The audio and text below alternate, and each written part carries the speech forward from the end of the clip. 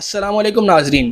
Cricket के शौकीन के लिए बड़ी खबर यह है कि पाकिस्तान और अफ़गानिस्तान के दरमियान होने वाला सबसे दिलचस्प मुकाबला अब ज़्यादा दूर नहीं है। ट्राई नेशन सीरीज़ के शेड्यूल का ऐलान कर दिया गया है और शौकीन क्रिकेट इस मैच का बेसब्री से इंतज़ार कर रहे हैं।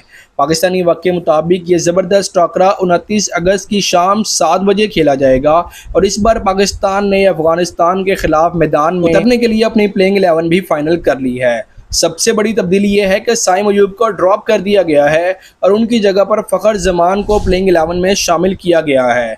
ओपनिंग करेंगे फ़खर जमान के साथ साहिबजादा फरहान। ये जोड़ी पाकिस्तानी इनिंग्स का आगाज़ करेगी। मिडल ऑर्डर की बात करें तो नंबर 3 पर wicket keeper batsman Mohammad Haris आएंगे। कप्तान सलमान अली आगा खेलेंगे नंबर 4 पर। हसन नवाज होंगे नंबर 5वीं पोजीशन पर और छठे नंबर पर नजर आएंगे खुशदिल शाह। ऑलराउंडर मोहम्मद नवाज 7वें नंबर पर अपनी सलाहियतें दिखाएंगे।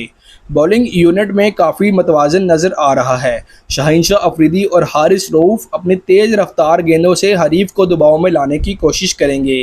फास्ट बॉलर सलमान मिर्ज़ा भी स्क्वाड का हिस्सा हैं, जबकि लेग स्पिनर सुफियान मुकीम स्पिन डिपार्टमेंट को मजबूती देंगे। अब बड़ा सवाल यह है कि क्या बाबर आजम, मोहम्मद रिजवान और नसीम शाह के बगैर पाकिस्तान अफ़गानिस्तान जैसी मजबूत टीम को ज़ेर कर पाएगा? क्या यह नया कम्बिनेशन टीम के लिए फ़ायदेमंद साबित होगा या नहीं, ये फैसला तो मैदान में होगा। याद रहे कि अफ़गानिस्तान के ख़िलाफ़ मैच के बाद पाकिस्तान का अगला मुकाबला यूएई के साथ 1 सितंबर को शेड्यूल है, जो शाम 7 बजे ही शुरू होगा। अब देखना यह है कि पाकिस्तान की ये नई टीम ट्राई नेशन सीरीज़ में किस हद तक कामयाब होती है और क्या वाकई एशिया कप के लिए भी यही कम्बिनेशन कामयाबी दिला सकता है। नाज़रीन, इसका जवाब आप कमेंट सेक्शन में ज़रूर दीजिएगा। मिलते हैं अगली वीडियो में, तब तक के लिए अल्लाह हाफिज़।